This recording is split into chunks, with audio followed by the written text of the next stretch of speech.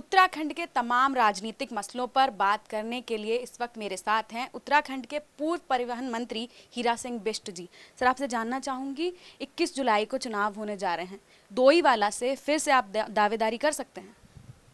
जी हाँ, मैं तो स्वाभाविक दावेदार डोईवाला से हूँ।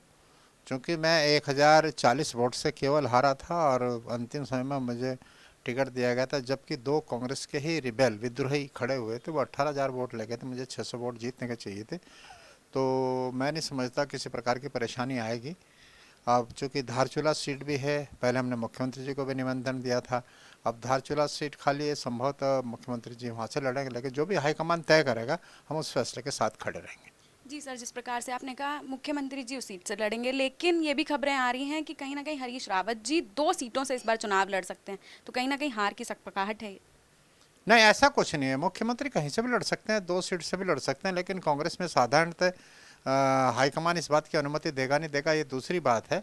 लेकिन उनका स्वागत करेंगे। मैं तो स्वाभाविक स्वतः ही दावेदार हूँ, उसमें कहने की कोई आवश्यकता नहीं। और निश्चित रूप से इस समय हवा भी पक्ष में है मेरे, मैं सारा क्षेत्र भी घूम लिया हूँ, तैयारी पूरी है और चुनाव जीतने के लिए लड़ रहे हैं और चुनाव हम लोग जीतेंगे इसको।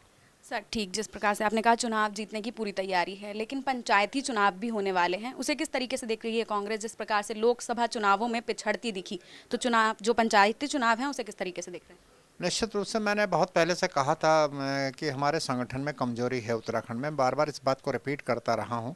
कार्यकर्ताओं की अपेक्षा महसूस हो रही है, संगठनों को तवज्जो नहीं दे रही। संगठन सरकार से बड़ा होता है, संगठन ही सरकार बनाता है और सरकार को समय समय पर दिशा निर्देश करता है, लेकिन उसका अभाव दिखाई दिया। और जो अभी पंचायत चुनाव में हमारे समर्थित जिला पंचायत उम्मीदवार न खड़ा करना, इसकी एक पहचान है। यद्यपि संविधान में ऐसी कोई व्यवस्था नहीं है कि राजनीतिक पार्टियों के आधार पर चुनाव लड़ा जाएगा। संविधान के तहत ही हम लोग काम करेंगे, जनता पर छोड़ दिया जाए, जो जीत कराए जनहित में, जिसको जनता देगी समर्थन करेंगे। लेकिन सदैव से चूँकि परंपरा रही है कि जिला पंचायत में कम से कम प्रधान और प्रमुख बीडीसी में तो नहीं, उसमें समर्थित उम्मीदवार होते थे, वो नहीं हुए।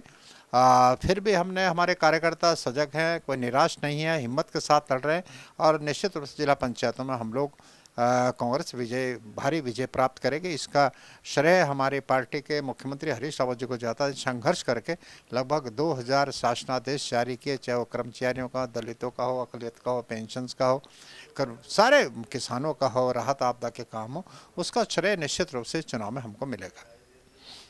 ये थे हमारे साथ हीरा सिंह बिष्ट जी, जिनका साफ तौर पर कहना है कि कहीं ना कहीं हरीश रावत जी ने जो काम किया है उसका जो होगा फायदा इस बार उत्तराखंड में मिलता दिखेगा और ज़रूर भारी मात्रा से जीत हासिल करेंगे।